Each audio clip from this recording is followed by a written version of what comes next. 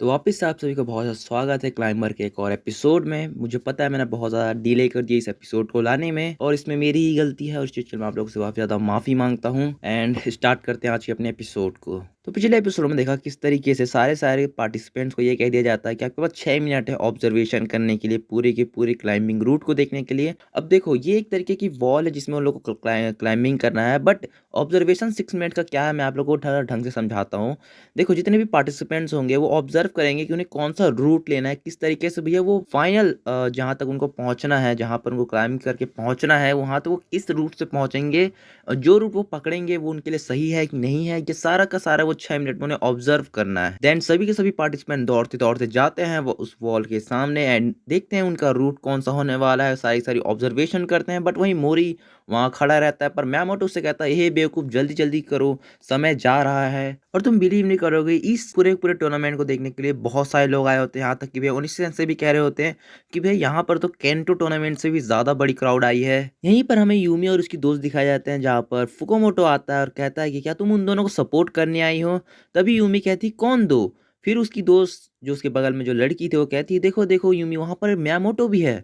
फिर वो पूछने लगती है कि इसे क्या हो गया, ये तो पार्टिसिपेट नहीं करने वाला था। तभी बगल वाली लड़की कहती है फुकोमोटो ये कब शुरू होने वाला है? फिर वो लड़की फुकोमोटो से पूछती है कि ये सारे के सारे पार्टिसिपेंट्स कर क्या रहे हैं? तो जो मैंने आप लोगों को थोड़ा देर पहले समझाया कि ये सब ऑब्जर्व कर रहे हैं, किस तरीके से हम क्लाइंबिंग करेंगे, किस तरीके से हमें कौन सा रूट पकड़ना है, किस तरीके से हम चढ़ेंगे, तो वही सब के सब कर रहे होते हैं, बट वही हमारा मोरी भैया कुछ कर ही नहीं रहा होता है। तो सभी को लगता है भाई वो इनएक्सपीरियंस है, दैट्स द रीजन वो कुछ भी नहीं कर रहा है। तभी फुकुमोटो कहता है कि जरा मियामोटो की तरफ देखो, वो पूरा का पूरा तैयार हो चुका है और उसकी बॉडी जरा देखो। फिर यूमी कहती है कि उतना ज्यादा पसीने से क्यों लथपथ है? फिर वो कहता है कि भैया मियामोटो ने पहले से ही बहुत ज्यादा प्रैक्टिस कर ली थी, स्टार्टिंग में एक्सरसाइज कर ली थी। एंड देन वो समझाने लगता है कि मियामोटो भैया पूरी तरीके से अपने लिमिट्स में जिसके कारण भैया उसे ऐसा लग रहा है कि वो मतलब एक इमेजिनेशन एक इमेजिन कर रहा है वो कि वो उस वॉल में क्लाइंबिंग कर रहा है, जिसके कारण उसका रूट पहचानने या रूट देखने में उसे बहुत ज्यादा आसानी होगी इस पूरे के पूरे टूर्नामेंट के अंदर। वही सेम चीज मियामोटो भी कर रहा होता है, वो इमेजिन कर रहा होता है कि वो किस तरीके से इस वॉल में चढ़ने वाला है। फिर तभी सारे पार्टिसिपेंट को यह बताया जाता है कि सिर्फ और सिर्फ आपके पास अब 1 मिनट और 30 सेकेंड है। तभी हमें मियामोटो दिखाया जाता है जो अपना ऑब्जर्वेशन करके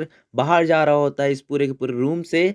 और वहीं पर वो मोरी के पास जाता है और कहता है कि भैया तुम कितनी भी कोशिश कर लो तुमसे तो नहीं होने वाला है। और सभी के सभी लोग कह रहे होते हैं कि भाई ये बंदा कितना कमाल का है, इतने कम टाइम में इसने ऑब्जर्व कर लिया, रूट देख लिया कि कैसे ये चढ़ेगा। यहीं पर पता नहीं हमारे मोरी को क्या होता है, वो सिर्फ और सिर्फ 30 सेकेंड के अंदर भाई पूरा का पूरा रूट पहचान लेता है कि उसे भी कैसे चढ़ना है। भाई तुम लिटरली में इमेज देखो कैसे वो चढ़ रहा है, मतलब वो इमेजिन कर रहा है कि वो कैसे चढ़ने वाला है और उसे ये सब कैसे हो रहा है भाई वो तुम्हें आगे आगे पता चल जाएगा। एंड देन सारे पार्टिसिपेंट्स को बोल दिया जाता है कि आपका टाइम अब ओवर हो चुका है, तो अब सारे के सारे आइसोलेशन रूम के अंदर जाएं। एंड देन यहीं पर अनाउंस किया जाता है the Kanto area tournament seaside cup men's preliminaries competition starts begin. फिर तभी पहले पार्टिसिपेंट को बुलाया जाता है, नंबर 1 पार्टिसिपेंट्स को यूनो यूकी। फिर तभी यूमी पूछती है फुकुमोटो से कि भैया मोरी और मियामोटो कहाँ गए? तभी फुकुमोटो समझाता है कि उन्हें आइसोलेशन रूम में इसलिए रखा गया है क्योंकि भैया उन्हें हिंट मिले, अगर भैया कोई भी पहला पार्टिसिपेंट अगर कोई गलती करता है तो उन्हें हिंट पता चल जाएगा कि भैया उन्हें इस जगह नहीं जाना, इस जगह नहीं जाना है, जिसके कारण उन्हें आइसोलेशन रूम में रखा जाता है, अलग से अलग रखा जाता है। इसीलिए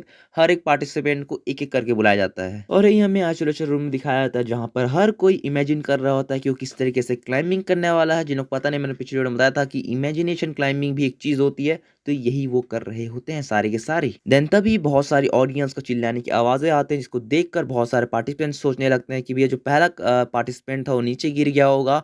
फिर तभी एक बंदा कहता है कि ऐसा हो ही नहीं सकता, जो पहला बंदा गया है वो ऑल जापान क्लाइंबर का टॉप रैंक होल्डर है। तभी एक और पार्टिसिपेंट कहता है कि नहीं वो गिरा नहीं है, जरा तुम ध्यान से ऑडियंस की आवाज को सुनो, वो थोड़ी ज्यादा ही डीप होती जा रही है। देन तभी पार्टिसिपेंट सेकंड को बुलाया जाता है और तभी मोरी को भी कह दिया जाता है कि तुम तीसरे पार्टिसिपेंट हो तो तुम्हें भी रेडी रह के रहना चाहिए, अपने रोप वोप को रेडी रख लो। एंड देन हमें सेकंड पार्टिसिपेंट दिखाया जाता है जिसका नाम है इनियू ताकेशी। थोड़ा प्रोनाउंस अगर मैं गलत कर रहा हूँ तो मुझे माफ करना। पर तभी पता नहीं कोई पीछे से कहता है कि वो बहुत जल्द गिरने वाला है और हमें देखने को मिलता है कि वही हमारा बुढ़ा यानी मैनेजर या बोल सकते हो या शॉपकीपर होता है। तभी हमारे स्टोर मैनेजर उनिसेंसो को हाय कहते हैं एंड यही यूमी कहती है कि मैनेजर। तभी उनिसेंसो से बताने लगते हैं कि जो ये आदमी है ये एक स्टोर यानी क्लाइंबिंग स्टोर के मैनेजर हैं और ये भैया ट्रेन स्टेशन के सामने इनकी दुकान है। और हाँ, यही वो इंसान है जिसने इस कॉम्पिटिशन को तैयार किया है। और हाँ, अगर तुम चाहो तो तुम ये भी कह सकती हो कि भैया इन्होंने इस पूरे के पूरे वॉल को बनाया है, इस मॉन्स्टरस वॉल को बनाया है। फिर तभी हमारी यूमी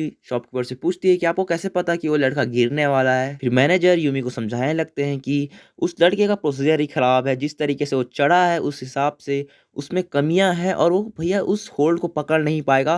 क्योंकि एक इंसान जब भी क्लाइंबिंग करता है, उसके लेफ्ट और राइट, उसके बॉडी मोशन, एवरीथिंग, हर चीज़ मैटर करता है। क्योंकि अगर तुम एक सीढ़ी को अगर एग्जांपल लेकर चलो, तो वहाँ पर भी तुम्हें कोई दिक्कत नहीं होती, क्योंकि कि तुम्हारे पास एक तरीके का अरेंजमेंट होता है, तुम हाथ ऊपर करते करते करते करते ऊपर तक पहुँच जाओगे। पर वहीं जब क्लाइंबिंग की बात आती है, तुम्हारा हर एक बॉडी मोशन बहुत ज़्यादा इंपॉर्टेंट रोल करता है।